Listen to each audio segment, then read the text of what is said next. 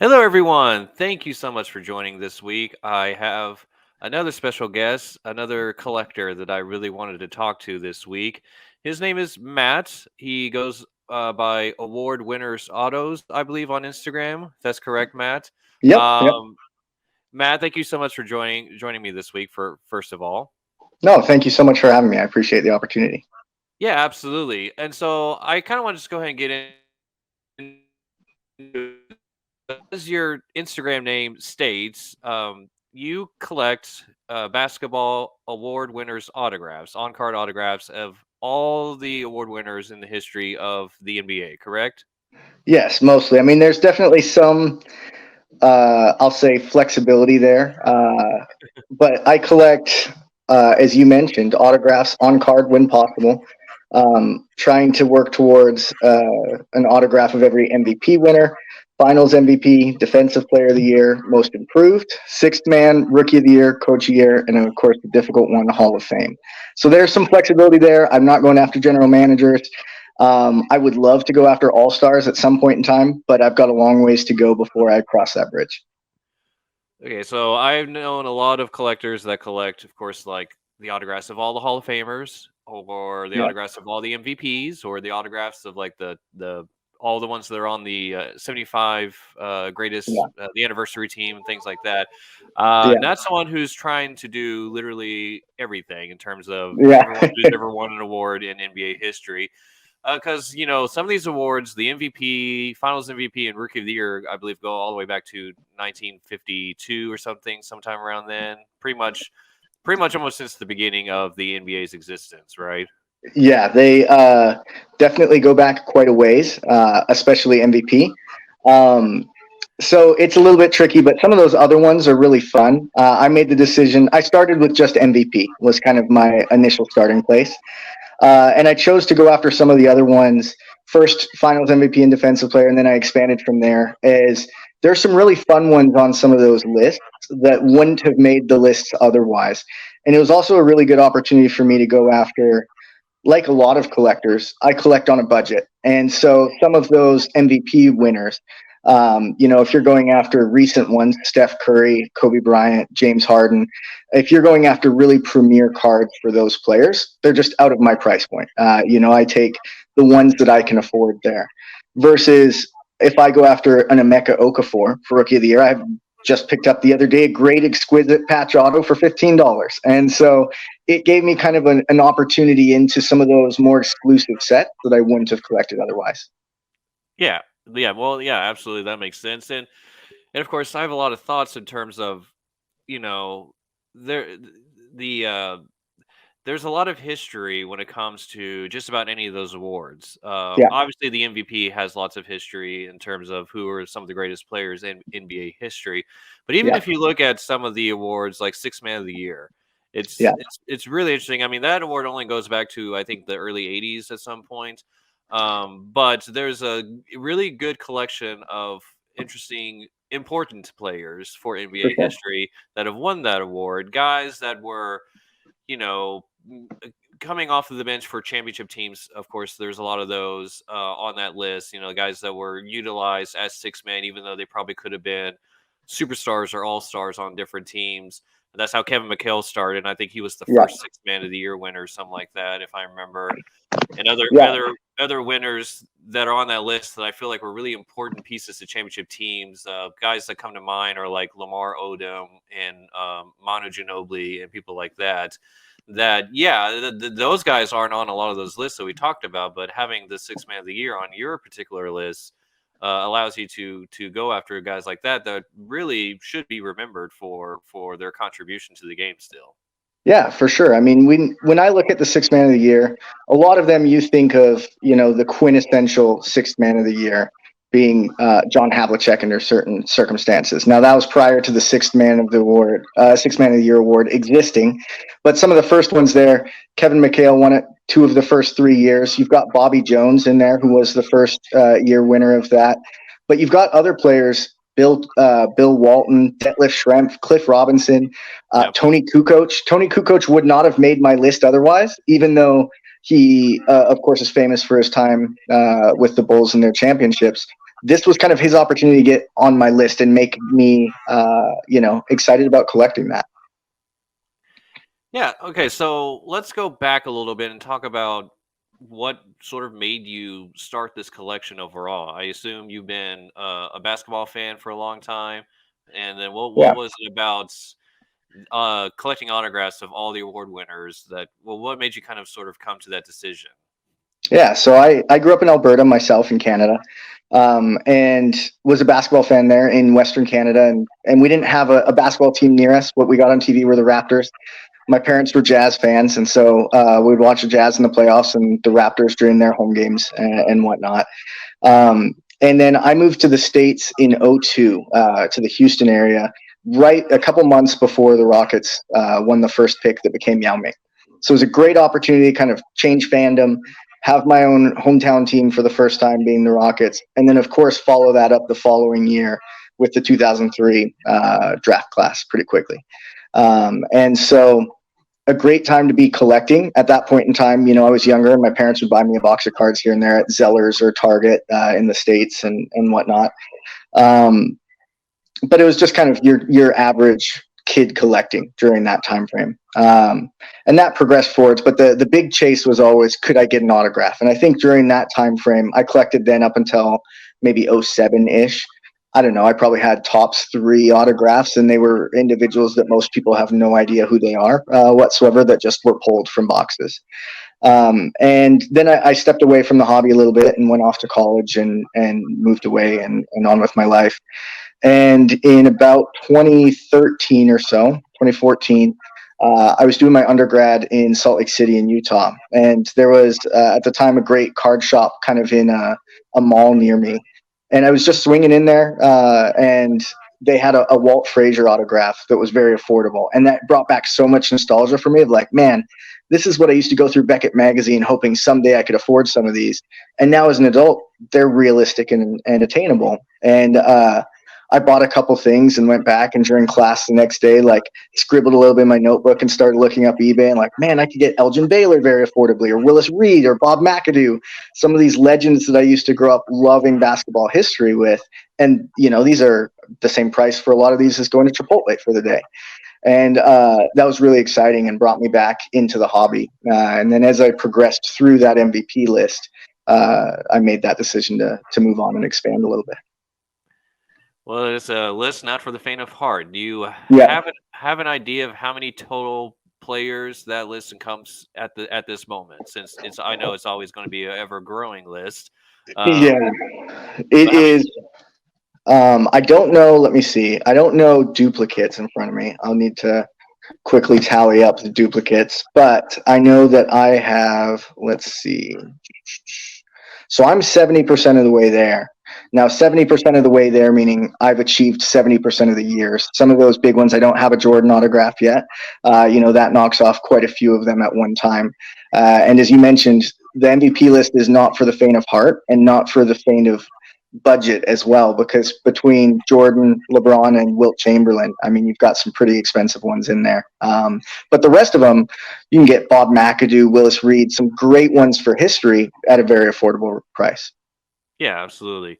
So yeah, I'm thinking there's got to be at least 300 or so people probably. Then you have to kind of try and chase down when it Yeah, comes to combining all the awards together. Yeah. for sure. And especially Hall of Fame. I mean, there are so many of those really early basketball adopters. And kind of, I'll say, I don't want to use influencers, but creators of basketball from that early time. People that nobody has, or your average basketball fan doesn't know. Ralph Morgan, Luther Gulick, things like that, that finding an autograph of those individuals is near impossible. And Hall of Fame collectors know that struggle for sure. The other lists, there are a couple difficult ones on Coach of the Year. There are the difficult ones we discussed in MVP, but the true difficulty comes from some of those on the Hall of Fame list.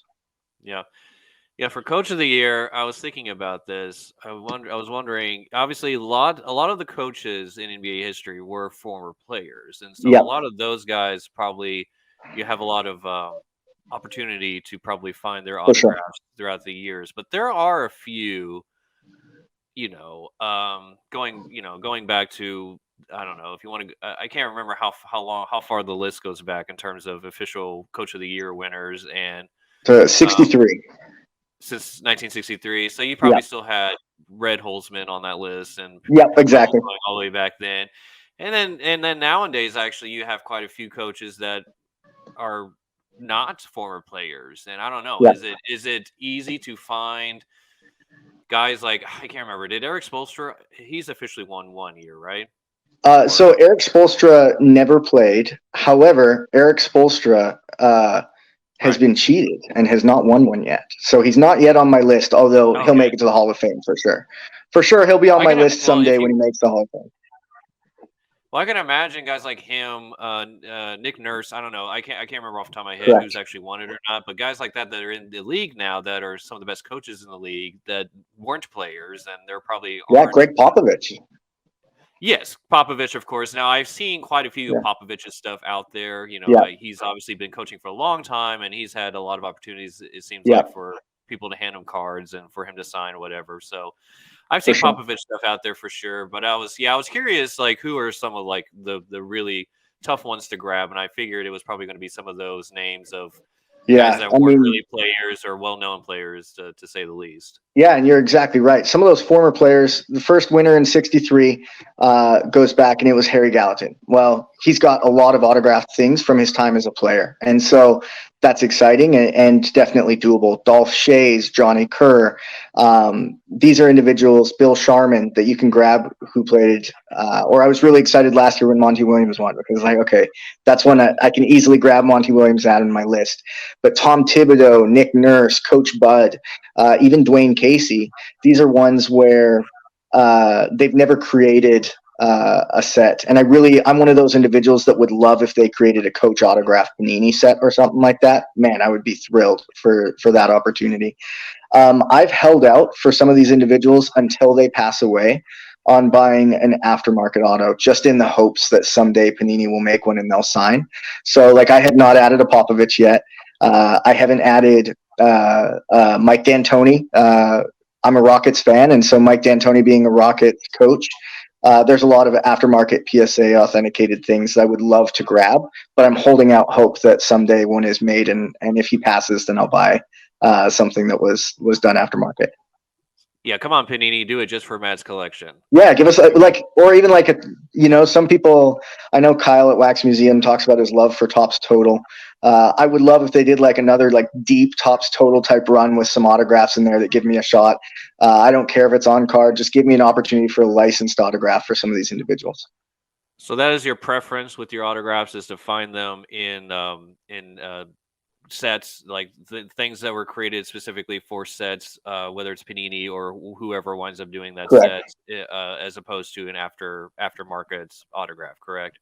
Yeah, I kind of have like a tiered system. First off, uh, if they've ever been a Rocket and some sort of certified set as a Rocket, I'll do that. I've held off on. There are a few people that I haven't added to my list in hopes, even though I know some of these are very much a long shot, like Russell Westbrook, Carmelo Anthony, Victor Oladipo. These are people that played for the Rockets that are on my list that I'm holding out hope.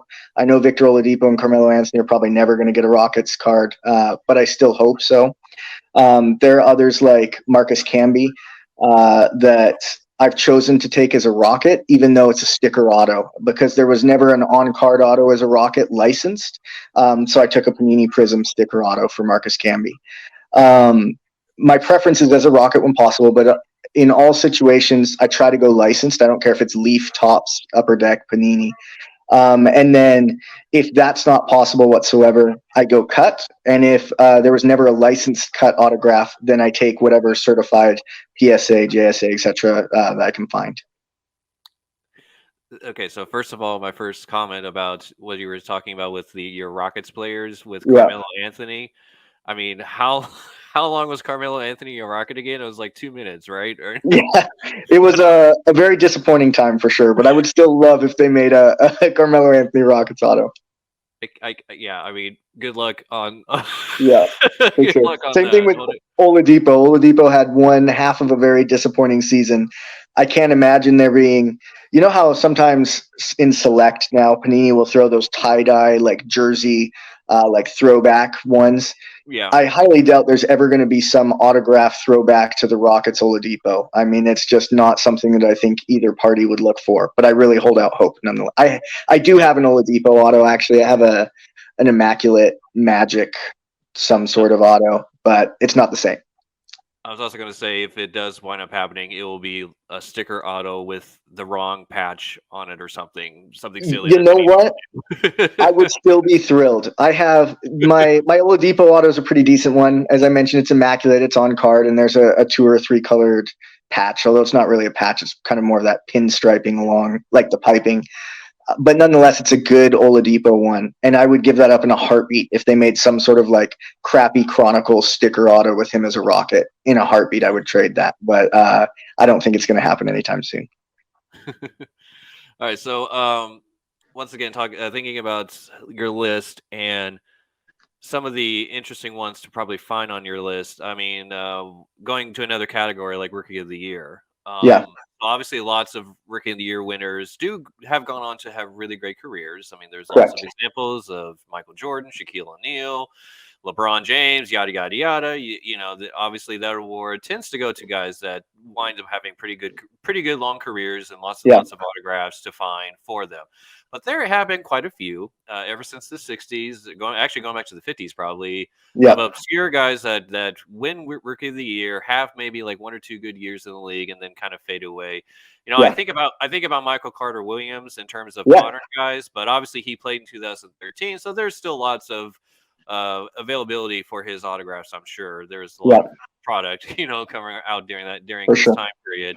But you want to go back to, I'm trying to think of some good examples from the '60s and '70s that, I mean, there's like Ernie DiGregorio is another really good one. yeah, Of yeah, that's good. a Yeah, player who had a great start to his career, and then, or even Emeka Okafor in more recent times, his rookie year, a lot of people believe was Okafor's best year.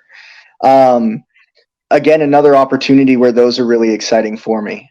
Michael Carter Williams is another one of those examples where my autograph is a sticker auto for that, because there was never an on-card Rocket Michael Carter Williams, but they did make some optic sticker autos, and that I jumped on, and I think a few other sets as well. But yeah, there's some of those that their best years of their career at the beginning that are, I think, a little bit less known for other individuals, and some of those are really exciting.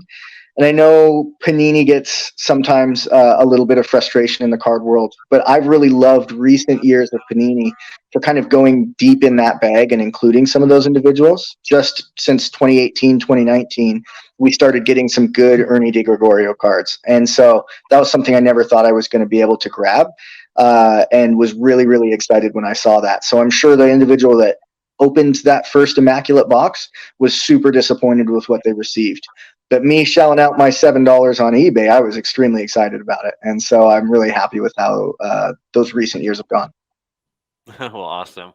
So, do you have like what are some of the ones that were some of the hardest to find that you were able to add to your collection that you were most excited about? Yeah, and that's a really good point, because I'm at a point now. I've thought about it a lot. Even this weekend in Houston, we have a good card show coming up, and it's kind of a once a year or twice a year type of a show. And I'm excited to go to it, but at the same time, the odds are I'm not going to find something really that's for my collection. Those are the ones that I really have to hunt for, now that I've kind of knocked some of the common ones on there. And I was thinking about it in the perspective of like Dirk Nowitzki. I haven't added a Dirk Nowitzki yet to my collection. I need to. He's obviously a Hall of Famer and an MVP winner, amongst other things. And you can regularly, for $200 to $500, find some great Dirk Nowitzki autographs to purchase.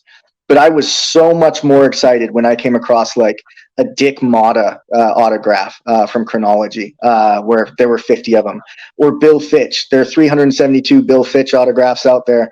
49 of them were him as a Rocket. They're dual autographs and Immaculate with Olajuwon. Those are the ones that, for me, are less valuable than that run-of-the-mill Dirk Nowitzki, but I got so excited about. Other examples, Don Meineke, the first Rookie of the Year winner in '53. He never officially signed anything, so I picked up a PSA certified 57 tops autograph. That was one that I was really excited about. And I've become a lot more excited about that history aspect and searching for those than I have just, buying a $500 Steph Curry or a $200 Dirk Nowitzki, etc. Yeah, absolutely. Um, so so do you how long do you think you're going to try and do this for? Because once again, this is a list that's going to keep on being ever Yeah. growing list. You think you're going to attempt to do this for as long as you possibly can, or do you think you have some sort of a end game in mind in terms of just trying to just Yeah. I mean, it's a tough thing players up because to a certain year and then stop? yeah, I mean, it's a tough thing because there have been multiple times where I've said like, okay, this, these are tough barriers. I look, I've got the Rookie of the Year list and my progress up in front of me, and there are some difficult ones. Woody Salisbury, you don't really see autographs for Woody Salisbury.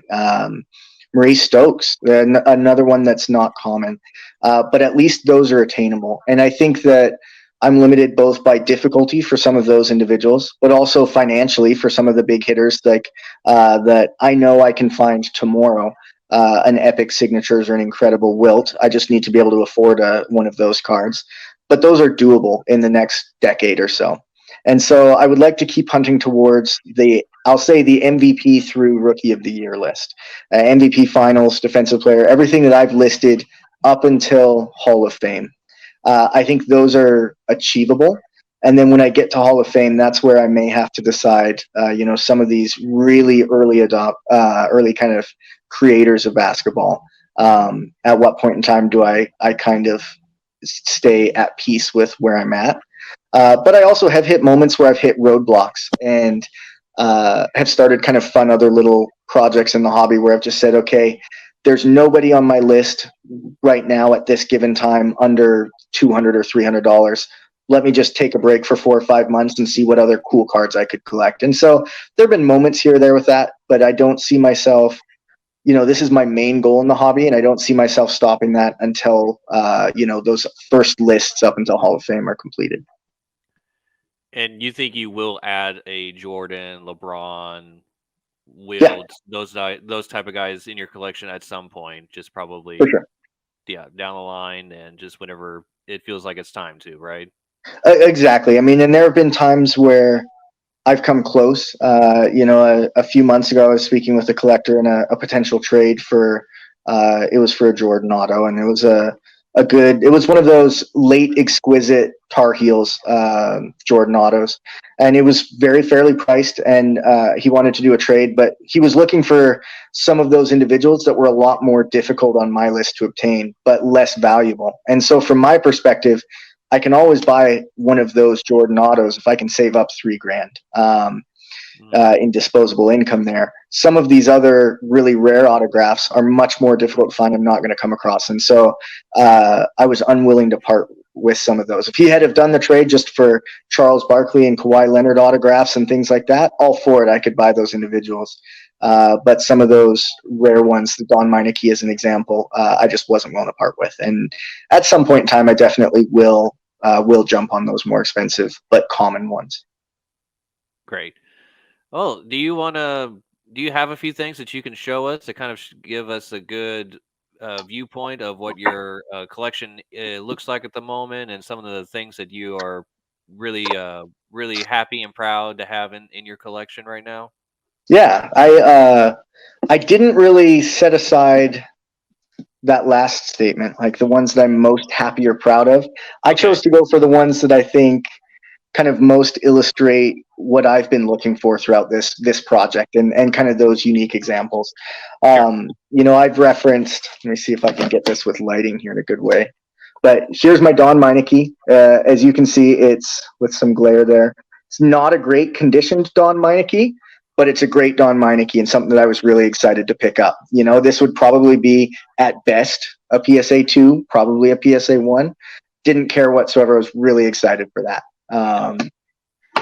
Another one that I've got kind of on that same vein of the difficult to achieve individuals are, you look at Roy Tarpley. So here's same thing. Roy Tarpley passed away before he signed anything, and so that was another one that he was sixth man of the year, I believe, in '88, around there. Had some off the court issues and was out of the NBA, and then passed away before signing anything. So that was one that most people probably don't know who Roy Tarpley is. A very affordable card, but one that I was really excited to pick up. And I think the last two that I'll show that kind of, or three that I'll show, are the ones that kind of emphasize what I go after. I referenced Bill Fitch. Again, not a crazy expensive card, but for me, when I did my research, and I think that's what's most exciting for a lot of us in this hobby, is that research aspect and seeing, okay, there are 372 Bill Fitch autos, and 49 of them are as a Rocket. As a Rockets fan, this card out of 49 with Olajuwon, that's what I'm going after. And then lastly, what I'll say are I really target on-card autos of multiple people on these lists. They don't necessarily have to be the same. You know, you could have a sixth man of the year on an on-card auto with an MVP or something like that. But ones where space-wise I can keep my space limited and add multiple ones I get really excited about. So a couple that I added relatively recently, we've got, let's see if I can show that there. But I've got Bill Laimbeer, Adrian Dantley, Chuck Daly, and Dennis Rodman. I really like Upper Deck Black a lot. That one's out of 10. But I was really excited because to get Dennis Rodman and Chuck Daly on the same card was great. And then Adrian Dantley was also on my list. And the last one that I'll show, that I think I alluded to this a little bit, but that I am excited with Panini for, is the opportunity to give us some good Ernie cards. And so here's a good example of like Ernie and Bob McAdoo, where they both won separate awards, but they ended up on my award list. And not an expensive card, well under $50, but one that I was extremely excited about, and much more excited about than if I had have picked up a Steph Curry autograph or something that has much more value, just because I'd been hunting for a card like that for so long. And I think that's what has made it such a fun chase for me. Yeah, and it's a great sort of connector to NBA history. Like that last card that had Bob McAdoo and Ernie DiGregorio. You said, Ernie was Rookie of the Year, didn't have a great career after his first couple seasons. But then Bob McAdoo is an MVP, a former MVP that's kind of forgotten about in terms of one of the greatest players in NBA history. He famously was left out of the 50th anniversary team, and that was a lot of people were pretty upset about that. He did make the 75th anniversary team, of course, but still, I think he's one of those great players that's often forgotten about. And like you said, seeing both of those guys on the same card is really interesting and unique, and especially when you're sort of deep into the history of the NBA. But yeah, I think for a lot of people, it goes under notice and undervalued for a lot of people, though. Yeah, I mean, they were back-to-back MVP or back-to-back Rookies of the Year in 73, 74, or might be off a year there. Yeah, 73, 74. And I think about how exciting that must have been to be a Braves fan back then. And, you know, Ernie got injured and his career wasn't exactly what McAdoo's was. But a really great thing, you know, a lot of my childhood, and I think why a lot of us collect or some of that nostalgia. And I think about reading through NBA history books that I used to read through when I was a child, or even playing like, I don't even remember what it was called, but those old like street ball video games that they used to have, where Daryl Dawkins would come flying in. Those types of things that bring that history back, and then being able to connect with that is something that's really exciting and really fun. And one that I love cards like that for. But to your point, yeah, I mean, I don't remember what I paid for that card, but it was under $40. And so it definitely is not one that a lot of people are, investing in or excited to spend a ton of their money for, but one that I was thrilled about. A lot of people probably don't even know that there was an actual NBA team in Buffalo for a while. Yeah, exactly. Yeah. So yes, that did happen for a few years. Okay, so now that the NBA has added the Clutch Player of the Year award, are you going to go after the NBA's Clutch Player of the Years from now on? I sure am not. At least not until it kind of gets lumped in there with like the humanitarian, GM, All-Star, things that, you know what, when I finish this list, I'll see how much deeper it would be for All-Star. All-Star is probably the one that most appeals to me, or maybe GM, because a GM has so much play on what happens. It's just going to be impossible to find autographs from so many of those GMs. Yeah. But All-Star is probably the one that most appeals to me, because you've got some like Jamal McGlure that most people don't remember Jamal McGlure as an All-Star at all. But you've also got some people that it's tough to tell the history of basketball without, yet they're not going to make the Hall of Fame or any of these lists. First one that comes to mind for me there is Richard Hamilton. Richard Hamilton was such a key piece of those Detroit teams, great player for so long, yet he's unlikely to make the Hall of Fame. Al Horford's probably in that list as well. Unlikely to make the Hall of Fame, hasn't won anything, but if I were to go for All-Stars, you'd be able to grab those. But I've got enough on my plate right now before I jump for those. Right. Yeah. Enough to concentrate at the moment. Yeah. Yeah. Well, is there anything you wanted to make sure to mention? Things you're really looking for at the moment that you're hoping and seeing if you can find in the very near future? Or are there things that you are really dying to get as quickly as possible at this current point in time? Yeah, I appreciate that opportunity. I'll just give one, and that is Moses Malone. I've been searching for quite a while for a licensed on-card auto of Moses Malone as a Rocket. There are not a lot of those whatsoever. There are a few in chronology. There's been one on eBay for a while in chronology that the seller won't budge on whatsoever. And so although I have a Moses Malone auto, I really want an on-card auto, Moses Malone as a Rocket. I mean, I've got a poster that's autographed by Moses Malone as a Rocket. I've got a card that's Moses Malone that's not a Rocket, and I would love to get rid of both of those and get a Moses Malone on-card auto as a Rocket. So if anybody has any good leads on those that those individuals are interested in letting them go at or slightly above market value, I would love to, because I've been working on wearing down this seller, but he's not budging at all. Yeah, and I was gonna say, yeah, there's probably maybe just a few in products like Chronology or things like that back in the day when it comes to Moses. Yeah, so do you have you have pretty good ones of almost all the great Houston Rockets throughout history. You have Hakeem and Ralph Sampson and Drexler and I've got and the Rockets I tend to go better than my other cards per se. Elgin Baylor, for example, obviously an amazing player. I was really happy with some of those sets, like the early select sets, like 2014 through 2017 select. They're usually serially numbered up to like 199. Good, clean on-card autos. For somebody like me, those were great for most players. However, for the Rockets, I tend to go Rockets uniform and a good card for a lot of them. So like Barkley, I have a really good acetate marks of greatness, immaculate auto. Ralph Sampson, I've got a dual patch auto out of 35.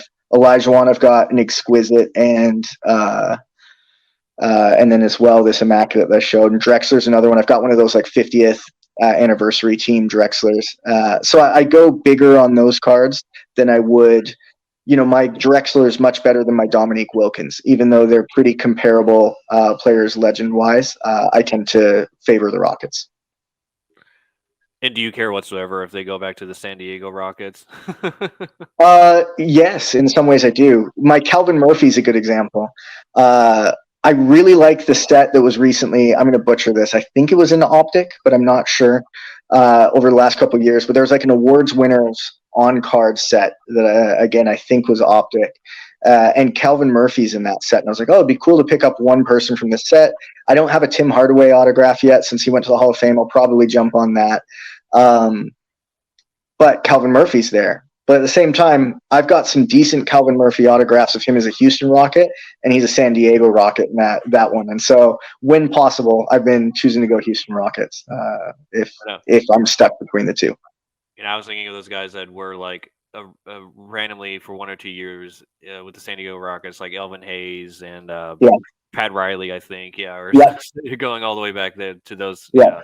And I have no clue if they've ever done any product with like a Pat Riley from the San Diego Rockets or whatever, So they've done plenty of cards, but none with certified autos of him as a Rocket. There's some that are listed. There's 1 or 2 on Trading Card Database that are listed as him as a Rocket on there. but yet when you look at the card, it's just Pat Riley in a white kind of, you can see a bit of white jersey, and then there's no team listed. And so if they were to truly do like a San Diego Rockets Pat Riley, right now mine's just some Lakers impeccable autograph. If they were to truly do a San Diego Rockets one, that would be perfect for me. Don't care if it's a sticker, don't care what it is. Give me a San Diego Rockets Pat Riley, because there will not be a Houston Rockets one. It would be so random for a lot of people. It'd be like, Pat Riley, wait, San Diego Rockets? I have no idea. I don't even know that the Rockets were in San Diego and that Pat Riley was playing there at one point.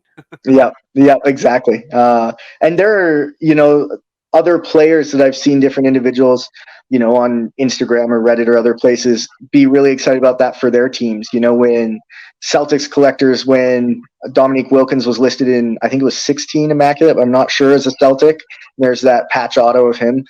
For Celtics collectors to be able to get Dominique Wilkins as a Celtic, they're probably thrilled. And I definitely go that way with Rockets when available. Oh man, yeah. I mean, like you said, there have been a lot of guys have gone there for like a year or less. I mean, who knows? Yeah. And this, especially Yeah. guys like Russell Westbrook, who doesn't even sign for Yeah. licensed products anymore. So Correct. that's probably going to be rather difficult, I'm sure. But I'll probably end up just, next time there's not a readily available one on my list, I'll probably just end up buying one of the 08 through 09 product Westbrook rookies that are plentiful, and kind of using that as a placeholder until he does sign, just like my Oladipo is. All right, man. Well, thank you so much for coming on and talking about your collection. Good luck to you in terms of obtaining as many of those as you possibly can over the next however many years. But really, it was just a really interesting idea. I thought it was just so fascinating to try and do all of those awards in one collection. And like I said, it's not for the faint of heart. And so I really tip my hat to you. Yeah, well, I really do appreciate it, and again, appreciate the opportunity to come on here. Absolutely. Well, thank you so much. Yep, you have a good one.